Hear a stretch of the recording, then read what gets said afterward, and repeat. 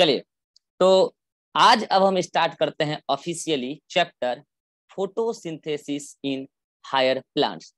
आप जब एनसीईआरटी उठाएंगे तो एनसीईआरटी ने क्या लिखा है चैप्टर का नाम?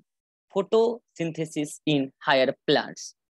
तो बेसिकली वो आपको फोटोसिंथेसिस का मैकेनिज्म जो होता है वो हायर प्लांट्स के अंदर का मैकेनिज्म आपको पढ़ाता है। लेकिन जब हम फोटोसिंथेसिस पढ़ते हैं तो लोअर ऑर्गेनिज्म के फोटोसिंथेसिस को भी हम कंपैरेटिव वे में स्टडी करते हुए ही आगे बढ़ते हैं। मैं आपको बता दूं बच्चों, अभी तक मैंने आपको जो भी पढ़ाया है फोटोसिंथेसिस और सेलुलर रेस्पिरेशन के बेसिक्स में, अगर आप फोटोसिंथेसिस और सेलुलर रेस्पिरेशन के चैप्टर का सवाल लगाएंगे 50% से भी ज्यादा सवाल आप हल कर लेंगे, सॉल्व कर लेंगे। इतना आपको पढ़ा दिया गया है। अब तो क्या है कि उन 50% चीजों से आगे की बची हुई 50% चीजों को मैं कनेक्ट करने जा रहा हूँ। और आज ऑफिशियली मैं चैप्टर स्टार्ट करने जा रहा हूँ फोटोसिंथेसिस। फोटोसिंथेसिस। अब इसमें 3 वर्ड है। एक वर्ड है फोटो, एक वर्ड है सिस, जिसका मतलब ये होता है प्रोसेस, सिंथेसाइज करने की प्रोसेस, सिंथेसिस। ठीक है, 3 वर्ड है। फोटो, फोटो को आप लाइट भी कह सकते हैं, और इन दोनों वर्ड को मिला के आप कह सकते हैं प्रोसेस ऑफ फॉर्मेशन। ये क्या है? सिंथेसिस मतलब फॉर्मेशन, फॉर्मेशन की प्रोसेस, सिस मतलब प्रोसेस। यानी कि 3 वर्ड है फोटोसिंथेसिस। यानी कि एक्चुअल में ये किसी चीज के फॉर्मेशन की प्रोसेस है, किसी चीज के फॉर्मेशन की प्रोसेस है, process of formation in presence of light, in presence of light. Light के प्रेजेंस में किसी चीज के फॉर्मेशन की प्रोसेस है। और एक्चुअल में वो जो फॉर्मेशन हो रहा है, फॉर्मेशन ऑफ ऑर्गेनिक कंपाउंड हो रहा है, ऑर्गेनिक कंपाउंड हो रहा है, ऑर्गेनिक कंपाउंड। और मैं आपको एक बात ये भी बता देता हूँ, दुनिया में जो भी ऑर्गेनिक कंपाउंड है, बायोमोलिकुल्स हैं, उन सभी का बेसिक स्ट्रक्चरल फॉर्मूला एक दिन मैंने आपको और बताया था, CH2O है। सिंपलेस्ट फॉर्मूला सभी का यही है, सभी का। ये बात मैं आपको बायोमोलिकुल में भी बताया था, अगर आपको याद हो तो। सभी का बेसिक फॉर्मूला CH2O है। बायोमोलिकुल मतलब ऑर्गेनिक मॉलिक, ऑर्गेनिक कंपाउंड। ठीक है, तो मैं आपको क्या बता रहा हूँ कि फोटोसिंथेसिस बेसिकली ऑर्गेनिक कंपाउंड के सिंथेसिस की प्रोसेस है।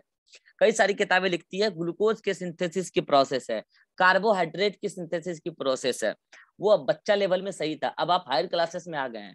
आपको मैं बता ही देता हूँ, सारे ऑर्गेनिक कंपाउंड फोटोसिंथेसिस के थ्रू ही बनते हैं, ऑटोट्रॉफ्स के अंदर। हेटेरोट्रॉफ तो उसको कंज्यूम करते हैं, उसको रीअरेंज करके दोबारा बना लेते हैं। मगर यहाँ सनलाइट की प्रेजेंस में ऑर्गेनिक कंपाउंड के सिंथेसिस का प्रोसेस केवल फोटोसिंथेसिस के दौरान होता है, लाइट की प्रेजेंस में। तो वहां पे केवल ग्लूकोज नहीं बनता है, सारे ऑर्गेनिक कंपाउंड बनते हैं। कैसे बनते हैं वो मैं आपको आगे बताऊंगा भी सही। ठीक है, डिटेल तो नहीं जाऊंगा, डिटेल तो ग्लूकोज का ही चलेगा, लेकिन मैं आपको एहसास दिलाऊंगा कि सभी प्रकार के ऑर्गेनिक कंपाउंड बनते हैं। और सभी ऑर्गेनिक कंपाउंड का बेसिक स्ट्रक्चरल फॉर्मूला यही है, CH2O। ठीक है, अब मैं आपको एक ब्रह्मास्त्र दे रहा हूं, और ये ब्रह्मास्त्र अगले 2 चैप्टर तक काम आएगा। ठीक है, क्या है ब्रह्मास्त्र? अगर आपसे कोई देसी वर्जन में पूछे कि फोटोसिंथेसिस को डिफाइन करो, कई सारे लोग आपसे फोटोसिंथेसिस का केमिकल रिएक्शन पूछ लेते हैं। ठीक है, तो आप उसको कहना, देसी वर्जन में कहना, हवा, हवा मतलब क्या? CO2। हवा और पानी के मिलने से, पानी मतलब H2O, हवा और पानी के मिलने से खाना मतलब ग्लूकोज, C6H12O6। हवा और पानी के मिलने से खाना प्लस हवा और पानी मिलता है। यानी कि अगर आप हवा और पानी आपस में रिएक्शन करेंगे, CO2 और वाटर आपस में रिएक्शन करेंगे, तो ग्लूकोज मिलेगा, और फिर दोबारा हवा और पानी दोबारा रिलीज हो जाएगा। 1 मिनट।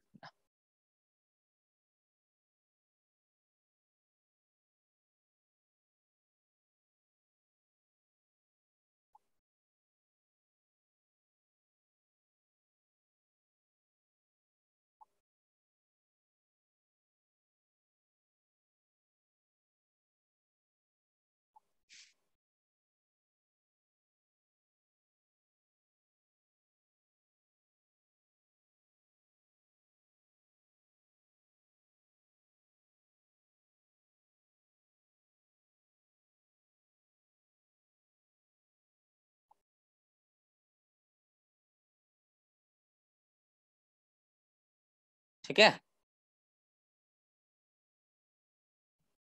हम्म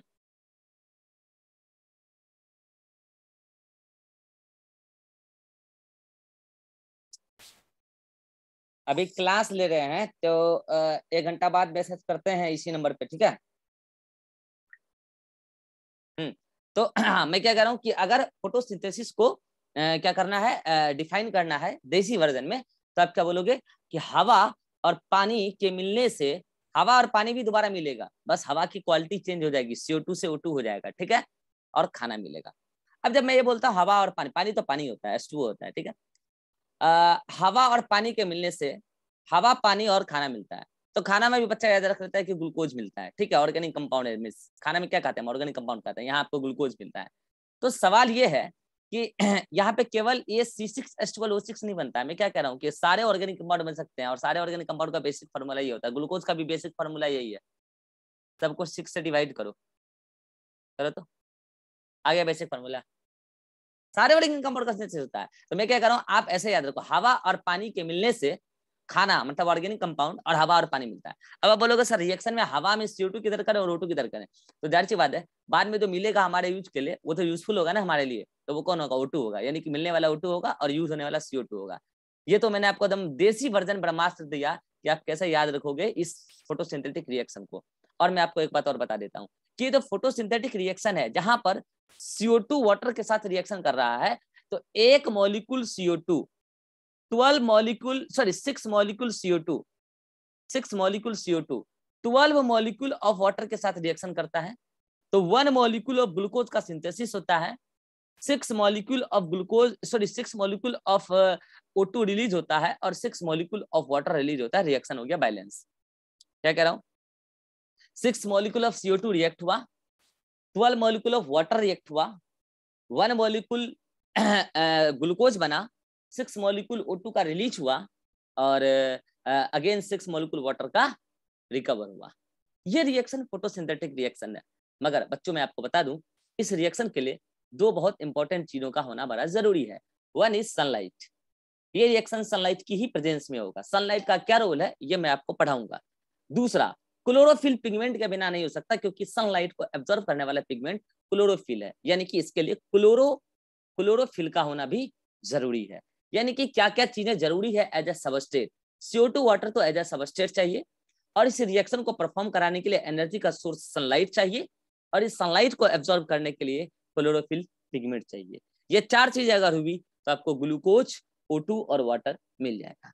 ये रिएक्शन फोटोसिंथेटिक रिएक्शन का बैलेंसिंग रिएक्शन आपको दिखाया जा रहा है। ब्रह्मास्त्र ने आपको बताया कि याद कैसे रखना है। अब मैं आपको बताऊं, ये तो पूरे चैप्टर में आप इसी को पढ़ोगे, इसी रिएक्शन को प्रूफ करने के लिए पूरा चैप्टर आप पढ़ने वाले हो डिटेल में। जो अगला चैप्टर आने वाला है, अगला चैप्टर कौन सा, सेलुलर रेस्पिरेशन। अगला चैप्टर ये, अगला चैप्टर ये, अगला चैप्टर ये। ऑर्गेनिक कंपाउंड को O2 की प्रेजेंस में ब्रेक किया जाता है और उससे निकलता है CO2 और वाटर। आप यकीन नहीं करोगे, अगला चैप्टर ये, यानी कि दोनों चैप्टर की जो रिएक्शन है वो यही रिएक्शन है। अब पूरा चैप्टर अगला तो अगला में देख लोगे। अभी क्या करते हैं, इस बात को हम, अच्छा एक बात और बता देते हैं, अगर इस दौरान सनलाइट के एनर्जी का यूटिलाइजेशन हो रहा है, तो इस दौरान फोटोसिंथेसिस रिएक्शन में एनर्जी का यूज हो रहा है, मींस ये एंटरगोनिक रिएक्शन है, एंटरगोनिक प्रोसेस है जो एनर्जी को कंज्यूम कर रहा है, एनर्जी का स्टोरेज हो रहा है ऑर्गेनिक कंपाउंड में। तो जब ऑर्गेनिक कंपाउंड का ब्रेक डाउन होगा तो जाहिर सी बात है इस दौरान एनर्जी रिलीज होगी। इसका मतलब सेलुलर रेस्पिरेशन एक्सोथर्मिक प्रोसेस होगा, ये एंडोथर्मिक और ये exothermic, overall reaction energy release होगी। दूसरा, फोटोसिंथेसिस में फॉर्मेशन का प्रोसेस चल रहा है, एनाबॉलिक रिएक्शन है, ये एनाबॉलिज्म है। और सेलुलर रेस्पिरेशन में देखो, सेलुलर रेस्पिरेशन में केवल कैटाबॉलिज्म नहीं होता, ऑर्गेनिक कंपाउंड का कैटाबॉलिज्म हो रहा है। लेकिन मैं आपको बता दूं, cellular respiration is amphibolic process. क्यों, ये बात मैं आपको सेलुलर रेस्पिरेशन में बताऊंगा। उसके इंटरमीडिएट प्रोडक्ट को सिंथेसिस करने भी जाते हैं, लेकिन ऑर्गेनिक कंपाउंड का ऑक्सीडेशन हो रहा होता है और वो कैटाबॉलिज्म कहला रहा होता है। More correctly cellular respiration amphibolic process है, ठीक है। तो मैं आपको ये बता रहा हूं कि ब्रॉड सेंस में अगर हम ये सोचें तो ये फोटोसिंथेसिस एंडरगोनिक प्रोसेस है जिस दौरान एनर्जी कंज्यूम होती है, और वो एनर्जी कंज्यूम होती है सोलर लाइट के फॉर्म में। और ये एनाबॉलिक प्रोसेस है जहां पर कि कंस्ट्रक्शनल वर्क हो रहा है, ऑर्गेनिक कंपाउंड का सिंथेसिस हो रहा है, सिंपल से कॉम्प्लेक्स ऑर्गेनिक कंपाउंड का सिंथेसिस हो रहा है। सिंपल इनऑर्गेनिक और इनऑर्गेनिक कंपाउंड CO2 और वाटर मिलके कॉम्प्लेक्स ऑर्गेनिक कंपाउंड का सिंथेसिस कर रहे हैं, ठीक है। और सेलुलर रेस्पिरेशन के दौरान एक्सोथर्मिक रिएक्शन हो रहा है, ओवरऑल रिएक्शन रिलीज हो रही है, और ये कैटाबॉलिज्म है ओवरऑल, मतलब कि ब्रॉड सेंस में, ठीक है। तो ये तो मैंने आपको बताया सेलुलर रेस्पिरेशन और फोटोसिंथेसिस रिएक्शन एक दूसरे का जस्ट अपोजिट है। अब मैं आपको एक बात बताता हूँ, ये जो फोटोसिंथेसिस आप पढ़ रहे हो, अब हम लोग इस चैप्टर में केवल और केवल क्या पढ़ने वाले हैं, फोटोसिंथेसिस।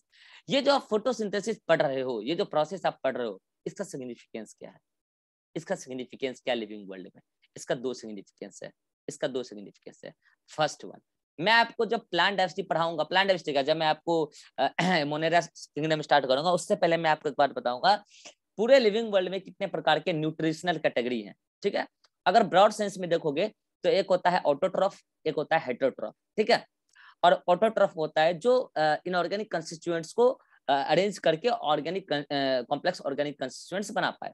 हेटेरोट्रॉफ होता है जिसके पास ये एबिलिटी नहीं होती है, वो डायरेक्टली बना बनाए ऑर्गेनिक कंस्टिट्यूएंट्स को अपटेक करता है, ठीक है, एंड देन उसी को ऑर्गेनिक से ही ऑर्गेनिक का सिंथेसिस करता है, वो होता है हेटेरोट्रॉफ, ठीक है। ये बात मैंने आपको पहले भी बताया होगा। तो फोटोसिंथेसिस में क्या हो रहा है, सनलाइट की प्रेजेंस में ऑटोट्रॉफ सनलाइट की प्रेजेंस में इनऑर्गेनिक सब्सटेंस को इन्वायरमेंट से अपटेक करते हैं, इन्वायरमेंट एटमॉस्फेयर से CO2 लेते हैं और सॉइल से वाटर लेते हैं, ठीक है, और वो उसको कंबाइन करके इनऑर्गेनिक से ऑर्गेनिक मतलब ग्लूकोज का सिंथेसिस करते हैं, ठीक है। ये प्रोसेस फोटोसिंथेसिस कहलाती है, करने वाले फोटोट्रॉफ कहलाते हैं। मैं आपको बता देता हूं बच्चों, दुनिया में हर ऑर्गेनिज्म डायरेक्टली इनडायरेक्टली फूड के लिए फोटोसिंथेसिस पर डिपेंड है, हर ऑर्गेनिज्म, एक को छोड़ के, एक को छोड़ के। और वो कौन है, वो है वो है कीमो ऑटोट्रॉफ। मैंने आपको कहा था कुछ बैक्टीरिया ऐसे होते हैं जो किसी केमिकल के, जो किसी इनऑर्गेनिक कंपाउंड के ऑक्सीडेशन से जो निकलने वाली एनर्जी है, उस एनर्जी से अपना ऑटोट्रॉफी चला लेते हैं, अपना फूड सिंथेसिस कर लेते हैं, अपना ऑर्गेनिक कंस्टिट्यूएंट्स बना लेते हैं, उनको छोड़ दिया जाएगा तो दुनिया के सारे ऑर्गेनिज्म फूड के लिए फोटोसिंथेसिस पर डिपेंडेंट है, दुनिया के सारे ऑर्गेनिज्म। अब आप बोलोगे ऐसा कैसे, प्लांट ने फोटोसिंथेसिस किया, प्लांट ने जब फोटोसिंथेसिस किया तो ऑर्गेनिक कंपाउंड बनाया, वो ऑर्गेनिक कंपाउंड को अपने सेलुलर रेस्पिरेशन प्रोसेस में चला के एनर्जी लिया, और एनर्जी लिया अगर तो वो अपना सेलुलर रेस्पिरेशन चलाया, खुद जिंदा रहा। लेकिन शायद आप मेरा वो स्टेटमेंट भूल गए होंगे, हम जो खाते हैं वो कहाँ से आते हैं, बोलो बोलो जल्दी बोलो, हम जो खाते हैं वो कहाँ से आते हैं, प्लांट से आते हैं। प्लांट ने उसको, प्लांट से जो आते हैं, प्लांट उसको कैसे बनाते हैं, प्लांट उसको by the process of photosynthesis बनाते हैं। हम जो खाते हैं उससे क्या पाते हैं, हम उससे एनर्जी पाते हैं। हम उससे एनर्जी कैसे पाते हैं, हम उसको ऑक्सीडेशन करा के एनर्जी पाते हैं। प्लांट ने उसमें एनर्जी कैसे घुसेड़ा, प्लांट ने रिडक्शन करा के एनर्जी घुसेड़ा। तो चाहे हम हो, चाहे आप हो, चाहे प्लांट हो, हम सभी जिंदा रहने के लिए सेलुलर रेस्पिरेशन चला रहे हैं, और सेलुलर रेस्पिरेशन दुनिया का हर लिविंग ऑर्गेनिज्म चलाता है। और सेलुलर रेस्पिरेशन में ऑर्गेनिक कंपाउंड को तोड़ा जाता है, तोड़ने का तरीका अलग अलग है, लेकिन ऑर्गेनिक कंपाउंड को अगर तोड़ा जाता है तो उसके लिए ऑर्गेनिक कंपाउंड होना भी जरूरी है। प्लांट ने मतलब ऑटोट्रॉफ ने तो फोटोसिंथेसिस करके खुद ही अपना ऑर्गेनिक कंपाउंड बना लिया, और तोड़ भी लिया और जिंदा भी रह लिया। उसके बाद जो बचा आपने जाके मुंह मारा और आपने खा लिया, और आपने जो खाया आपने भी उसी का सेलुलर रेस्पिरेशन चलाया। इसका मतलब डायरेक्टली इनडायरेक्टली आप भी फोटोसिंथेसिस पर ही डिपेंडेंट हैं। और आप नहीं, मैं तो कह रहा हूं दुनिया का कीमो ऑटोट्रॉफ को छोड़ दो, पूरी दुनिया फोटोसिंथेसिस पर डिपेंडेंट है। और आपको पता होगा कि फोटोसिंथेसिस बिना सनलाइट के पॉसिबल नहीं है। और यही कारण है कि सनलाइट इतना बड़ा सिग्निफिकेंट रोल प्ले कर रहा है लिविंग वर्ल्ड में। अगर ये सनलाइट नहीं होता तो ये फोटोसिंथेसिस का प्रोसेस नहीं चल रहा होता, और अगर ये फोटोसिंथेसिस का प्रोसेस नहीं चल रहा होता, ऑर्गेनिक कंपाउंड का सिंथेसिस नहीं हो रहा होता, और अगर ऑर्गेनिक कंपाउंड का सिंथेसिस नहीं हो रहा होता तो शायद आज ये लिविंग क्रिएचर इतनी ज्यादा डाइवर्सिटी में, इतने ज्यादा मात्रा में लिविंग ऑर्गेनिज्म इस अर्थ पे नहीं होते। अब समझ में पहला सिग्निफिकेंस क्या फोटोसिंथेसिस का, तो पहला सिग्निफिकेंस है कि एंटायर लिविंग वर्ल्ड को देखो। अभी से इतना सीरियस होने का नौटंकी मत करो कि मैं बहुत सीरियस हूँ, इतना सीरियस होकर भी पढ़ाई नहीं करते, पढ़ाई करने वाले एकदम जॉलीवुड में पढ़ाई करते हैं, ठीक है। इतना सीरियसनेस ये लड़का दिखा रहा है कि लगता है अब ये इस बार फर्स्ट रैंक ही दे देगा। इतना भी सीरियस नहीं होना है, इतना पढ़ना है कि एक सरकारी कॉलेज ले लेना है, ठीक है। इसको अभी हम देखते तो मेरा कंसंट्रेशन भी कर जाता है कि भाई इतना सीरियस क्यों हो रहा है, नहीं लग रहा, अरे नहीं लग रहा इतना सीरियस हो रहा है ये, ऐसे नहीं होता है यार, जॉली मूड में पढ़ाई होती। हाँ तो भाग गया देखो।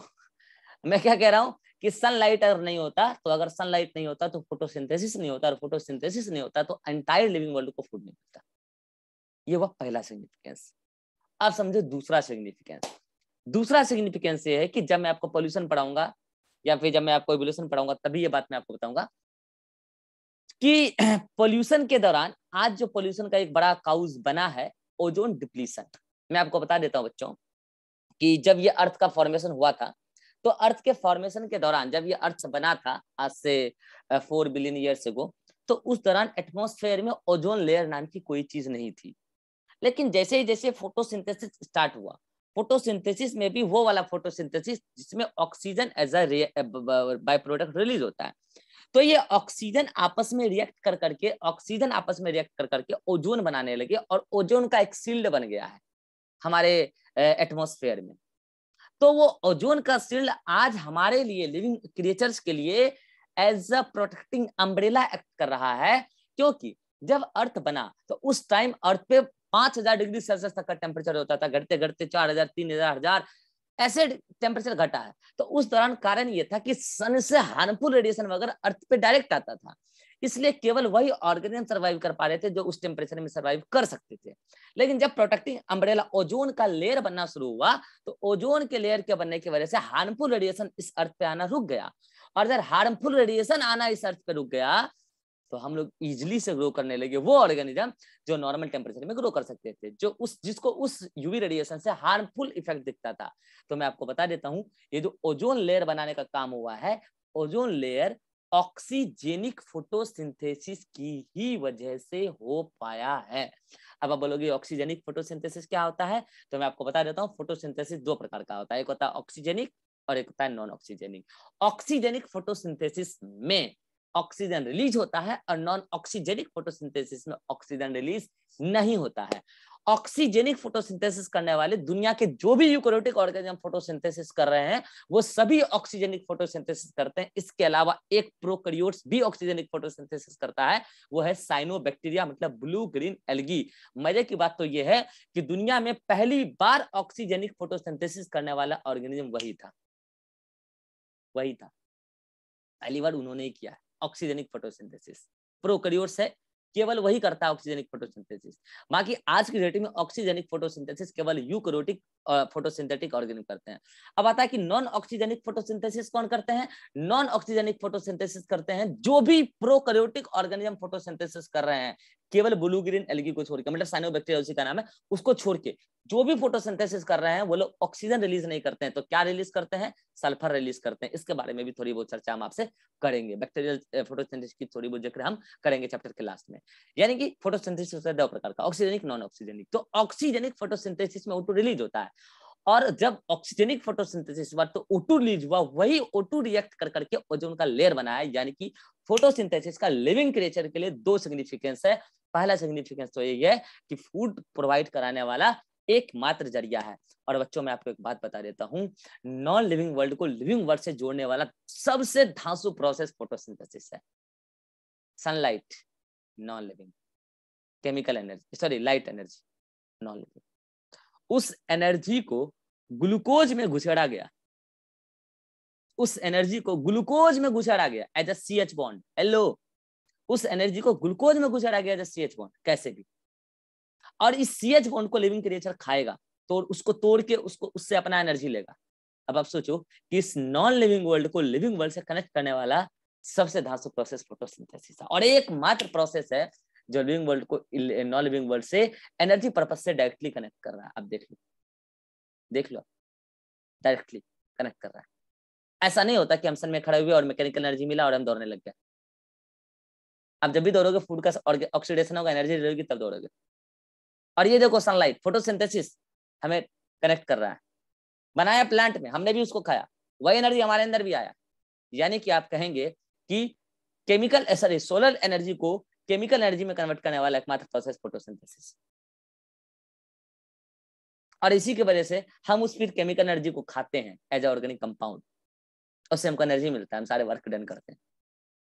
तो ये तो मैंने आपको चैप्टर का बताया इंट्रोडक्शन कि क्या चैप्टर का थीम क्या है। चैप्टर का थीम ये है हवा और पानी के मिलने से हवा, पानी और खाना मिलता है, बस हवा की क्वालिटी बदल जाती है।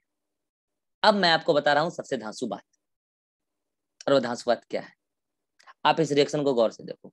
और अब वक्त आ गया है उस कंसेप्ट को लगाने का जो मैंने आपको पढ़ाया है, वक्त आ गया है, वक्त आ गया है। आप इस रिएक्शन को गौर से देखो। और ये रिएक्शन जब साइंटिस्टों ने स्टडी स्टार्ट किया, जब फोटोसिंथेसिस पर स्टडी स्टार्ट हुआ, मैं आपको बता दूं बच्चों, फोटोसिंथेसिस पर स्टडी लगभग 250 सालों से हो रहा है, ठीक है। फोटोसिंथेसिस पर स्टडी 250 सालों से हो रहा है। तो जब स्टार्ट हुआ तो स्टार्टिंग में फोटोसिंथेटिक रिएक्शन जो ये लिखा गया थ्योरेटिकली, साइंटिस्टों को समझ में आया कि ऐसा कुछ हो रहा होगा, रिएक्शन तो लिख दिया उन्होंने।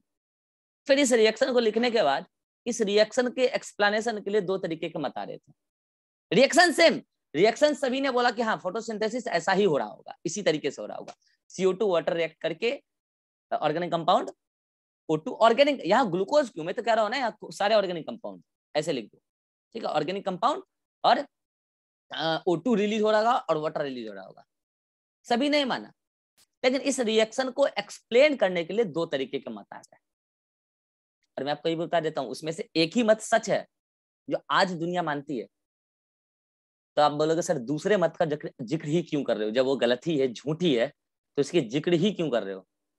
जरूरी है, अगर कोई झूठ 100 सालों तक चला तो मेरा दायित्व है कि मैं जनरेशन को बताऊं कि अगर झूठ का विरोध आज नहीं किए ना, यकीन मानना तुम्हारी पीढ़ियां भी उसको झेलेगी। आज तुम अंधभक्त बनोगे ना, तुम्हारे बच्चे भी उसको झेलेंगे। याद रखना, विरोध करो झूठ का, ये वक्त है विरोध का। इतिहास गवाह है, इंडियन हाउस ने गलत समझाया जब इस रिएक्शन को, लोगों ने विरोध नहीं किया था, और 100 सालों तक वो झूठ चला है। और वो झूठ क्या है मैं आपको बताता हूं। आ गया वक्त कंसेप्ट को लगाने का। आप गौर से देखो, या तो ये हुआ हो कि इस CO2 में हाइड्रोजन को घुसड़ा गया हो, तो CO2 का हुआ हो रिडक्शन। पहले झूठ वाला लेते हैं, रुक जाओ, पहले झूठ वाला लेते हैं। इंडियन हाउस ने क्या बोला कि इस वाटर में कार्बन को घुसड़ा गया है। क्या बोला, इस वाटर में कार्बन को घुसड़ा गया है, मतलब वाटर का किया गया है कार्बोक्सिलेशन, और फिर O2 बच गया अकेला, तो O2 हो गया रिलीज, और वाटर में कार्बन को घुसेड़ने से ये बना है। ये देखो ना, CO2 था ना, और भाई बैलेंसिंग छोड़ो, बैलेंसिंग करोगे तो वाटर भी निकल जाएगा, ठीक है, बैलेंसिंग छोड़ो। ये CO2 में हाइड्रोजन को घुसेड़ा गया है, यानी कि हाइड्रोजन वाटर का क्या किया गया, वाटर का किया गया है क्या, कार्बोक्सिलेशन, और O2 निकल गई, CO2 से O2 निकल गई। तो एक तरीके से बोलेंगे कि CO2 का क्या हो गया, ऑक्सीडेशन। O2 निकल गई ना, O2 निकल गई ना। ऐसा किसने कहा, इंडियन हाउस ने, कब, 200 साल पहले, ठीक है। और आप यकीन नहीं करोगे कि ये बातें 100 साल तक लोगों ने माना है। 100 साल तक लोगों ने इस कंसेप्ट को माना है कि ऐसा ही हुआ होगा। लोग बात समझ नहीं रहे हैं। प्रॉब्लम कहां से है, प्रॉब्लम ये है कि एक बार अगर कोई शख्स ने गलत कह दिया, उसका विरोध नहीं हुआ, विरोध अगर नहीं हुआ, तो फिर वो कई पीढ़ियों तक चलेगी, वो कई पीढ़ियों तक चलेगी। एक झूठ अगर आपको दिखा दिया गया ना, और आपके अंदर घुसेड़ दिया गया ना, हिंदू खतरे में है, आपके बच्चे भी कहेंगे हिंदू खतरे में है। आप समझ नहीं पा रहे हो, आप कंसेप्ट समझ नहीं पा रहे हो। एग्जाम्पल आपके सामने है भाई, समझ नहीं पा रहे हो आप कंसेप्ट समझ नहीं रहे हो, सच क्या है झूठ क्या है, आप समझ नहीं रहे हो। अब बताओ, 100 साल बाद जब सच्चाई पता चला, तब इंडियन हाउस की ऐसी तैसी किया। और वो किसने किया ये भी मैं बताऊंगा, वो एग्जाम में आता भी है। वॉन नील ने किया। किसने किया, वॉन नील ने, उसका एक्सपेरिमेंट भी समझाऊंगा। वॉन नील ने कहा इंडियन हाउस झूठ बोल रहे हैं। वॉन नील ने कहा इंडियन हाउस झूठ बोल रहा है। बोले क्यों? बोले अगर हम ऐसा माने इंडियन हाउस के हिसाब से कि वाटर में कार्बन घुसेड़ा गया होगा और ये तब तो CO2 से निकला होगा ये O2, तब तो CO2 से निकला होगा O2, यस और नो? तब तो इंडियन हाउस के हिसाब से यही होना चाहिए ना, CO2 से निकला होगा O2। झूठ, ये झूठ है। 100 साल चल गई तो क्या, झूठ। तो सच क्या है? वॉन नील ने कहा कि ये O2 वाटर से आई है। क्या बोला वॉन नील ने? कि ये O2 वाटर से आई है, ये O2 वाटर से आई। कैसे आई है वो मैं भी आपको प्रूफ कर दूंगा। किसने बोला? सबसे पहली बार किसने बोला? वॉन नील ने। सबसे पहला शख्स था वो बोलने वाला, इंडियन हाउस का विरोध करने वाला। करिए ना विरोध, क्या होगा? शुरुआत में आप देशद्रोही कहलाएंगे, क्या ही फर्क पड़ता है, कीजिए ना विरोध। इतिहास में आपका नाम सही से लिखा जाएगा। विरोध कीजिए, इतिहास में सही से नाम लिखा जाएगा। सच्चाई का सपोर्ट कीजिए ना, और क्या। कौन खतरे में है, किसकी कुर्सियां खतरे में है, कौन से धर्म खतरे में, वो सब इतिहास में लिखा दिया जाएगा ना, उसके लिए चिंता ना करें। इन वॉन नील ने पहली बार बोला। तो क्या होता है ना कि जब किसी भी चीज का विरोध करोगे तो कई सारे लोग आपको घेर लेते हैं। जैसे आप बोलोगे कि नहीं नहीं ऐसा कुछ नहीं है, इतिहासों को पढ़िए, जिस समय ऐसा हुआ था, सरकार किसकी थी, तो लोग आपको देशद्रोह बोलने लगेंगे, तो आप क्या हो जाएंगे, अपनी बातों को पूरी तरीके से नहीं रख पाएंगे। ऐसा ही हुआ वॉन नील के साथ। वॉन नील ने जब इंडियन हाउस के बातों को विरोध में लाया तो इंडियन हाउस के तब तक कई सारे अंधभक्त तैयार हो गए थे इस कंसेप्ट को लेकर, अंधभक्ति शुरू हो गई।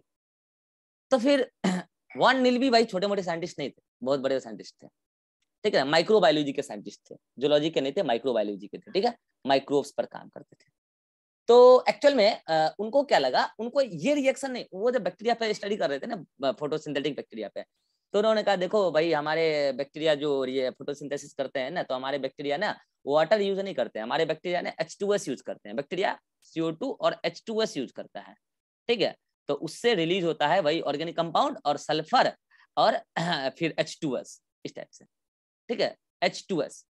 तो उन्होंने कहा कि ऐसा कुछ होता है हमारे, H2S कैसे रिलीज होती है।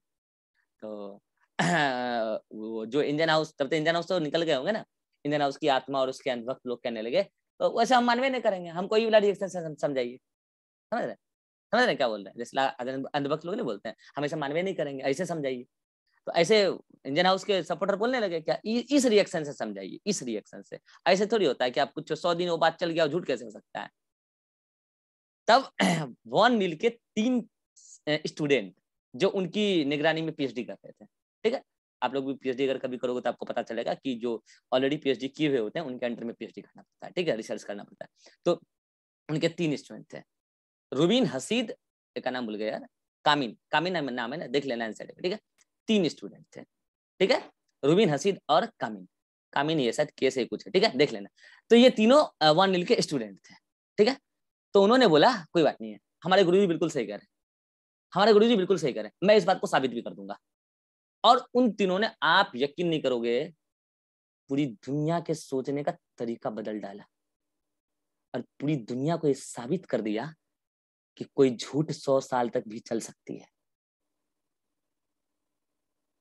पूरी दुनिया को ये साबित कर डाला। और क्या किया उन्होंने, क्या किया उन्होंने, ऐसा क्या किया? इंडियन हाउस की आत्मा को मार दिया? नहीं, उन्होंने क्या किया समझिएगा ध्यान से। उन्होंने कहा कि ये अंधभक्त लोग क्या कह रहे हैं कि मुझे इस रिएक्शन से बताइए, चलो भैया हम यही रिएक्शन परफॉर्म कराते हैं। उन्होंने अपने गुरु को साबित करने के लिए पूरा जी जान झोंक दिया था। उन्होंने कहा चलो हम इसी रिएक्शन को प्रूफ करके दिखाते हैं कि ये O2 CO2 से नहीं आया है, ये O2 वाटर से आया है। तो उन्होंने क्या यूज किया, रेडियो एक्टिव टेक्निक। और मैं बच्चों बता देता हूं आपको, मॉलिक्यूलर जिन्होंने पढ़ा है मेरे से, तभी मैंने बताया था, आज फिर बता देता हूँ। बायोलॉजी में कोई भी साइंटिस्ट अगर रेडियो एक्टिव टेक्नोलॉजी यूज कर लिया, उसको कोई चैलेंज नहीं कर सकता। याद करो, radio active technique, unequivocal proof for genetic material. उसके बाद को उसको चैलेंज नहीं कर पाया। इनके तीनों चेले ने रेडियो एक्टिव टेक्निक यूज कर लिया। क्या किया समझना ध्यान से, ये एक्सपेरिमेंट बाद में फिर से आएगी, पहले समझो बात। उन्होंने क्या किया, अंधभक्तों को बुलाया, सेमिनार लगाया, इंडियन हाउस के जो अंधभक्त थे तो इंजन हाउस के सपोर्टर को उन्होंने बोला आपके हिसाब से ये है कि CO2 से O2 निकला है। ओके, इस बात को गलत साबित करूंगा मैं, और मैं अपनी बातों को सही भी साबित करूंगा। तो पहले आपकी बातों को गलत साबित करता हूं ताकि आप बड़बड़ाना बंद कर दें। बोले देखिए साहब मैं ये CO2 ले रहा हूं, और मैं इस CO2 में इस बार जो मैं CO2 ले रहा हूं, आपका ऐसा मानना है कि O2 रिलीज होता है CO2 से फोटोसिंथेटिक रिएक्शन में, तो मैं ये CO2 जो है मैं लैब में तैयार कर रहा हूं, और इसमें जो ऑक्सीजन एटम है मैं उसको रेडियो एक्टिव ले रहा हूं। नॉर्मल ऑक्सीजन क्या था, O16 ना, उसका रेडियो एक्टिव एलिमेंट होता है O18, पता होगा आपको, ठीक है। और ये जो वाटर वाला ऑक्सीजन है उसको नॉर्मल लिया, वाटर वाले को क्या लिया, नॉर्मल। तो नॉर्मल वाला कितना होगा बोलो, O16, ठीक है। तो इसको नॉर्मली लेने की जरूरत है ना, पानी ले लो ना नॉर्मल रिएक्शन कराने के लिए, वो तो नॉर्मली 16 ही होता है, लेकिन CO2 वाले को 18 ले लिया। जब रिएक्शन कराया आप सोचेंगे नहीं कि क्या हुआ होगा। जब रिएक्शन कराया तो ये जो O2 था ये आया 16, और ये जो O2 था ये आया 18, और ये भी आया 16, ये भी आया 16। आप समझ पा रहे हैं क्या हुआ? रुको रिएक्शन को बैलेंस करने दो। यहाँ पे कितने हो गए, 6 O2 नहीं इस वाले में 16 नहीं, अरे इस वाले में 16 नहीं, उस वाले में 18 आया होगा ना, उस वाले में 18 आया होगा ना। एक मिनट रुक जाओ, 12 O2 है तो उसमें पानी, हाँ वहां पे 18 आया होगा ना, यहाँ पे 18, ठीक है। हाँ समझ में आया क्या क्या उन्होंने, हाँ भाई समझ में आया, अरे समझ में आया किसी को क्या हुआ? उन्होंने कहा कि मैंने जब इसमें CO2 को रेडियो एक्टिव लिया तो आपके हिसाब से ये O2 जो रिलीज होता था CO2 से होता था, मगर O2 में जो ऑक्सीजन आ रहा है वो तो नॉर्मल आ रहा है, रेडियो एक्टिव तो आ नहीं रहा है, समझ आ रहा है? फिर उन्होंने क्या किया, दूसरी बार इसको नॉर्मल ले लिया, इस बार उन्होंने क्या किया, इसको ले लिया नॉर्मल, और इसको ले लिया रेडियो एक्टिव, और इसको ले लिया नॉर्मल। क्या हुआ, ये सारे के सारे आगे क्या रेडियो एक्टिव, और ये दोनों आगे नॉर्मल। H2O यहाँ O था ना, ये आगे नॉर्मल। समझ में आ रहा है क्या हो रहा है? समझ में अंधभक्ति का इलाज कैसे होता है? अधिक समझ में आ रहा है क्या कर रहा हूँ? ऐसे करते हैं धुलाई, ऐसे करते हैं धुलाई। रेडियो एक्टिव टेक्नोलॉजी जहां पे आ गया ना, रेडियो एक्टिव टेक्नोलॉजी का कोई तोड़ नहीं है बायोलॉजी में। वो ऐसा एक्सपेरिमेंट होता है जिसमें इम्प्योरिटी नेग्लिजिबल होता है, और एक बार एक्सपेरिमेंट में कोई प्रूफ दे दिया रेडियो एक्टिव टेक्नोलॉजी से, उसको चैलेंज करने के लिए सोचना पड़ेगा। और इस तरीके से ये प्रूफ हो गया कि फोटोसिंथेटिक रिएक्शन के दौरान CO2 में हाइड्रोजन गुजारा गया तो उससे O2 फ्री हो गया। अब इस बातों को मैं अगली मीटिंग में थोड़ा डिटेल में एक्सप्लेन करूंगा। अब आपको समझ में आ गया होगा कि इंडियन हाउस की बातें गलत है और वॉन नील की बातें सही है, और वॉन नील की बातों को सपोर्ट किया उनके चेले चटियों ने, और उन्होंने यूज किया रेडियो एक्टिव टेक्नोलॉजी। बाकी बात करते हैं हम अगली मीटिंग में। अभी चले आइए मिलते हैं अगली मीटिंग में।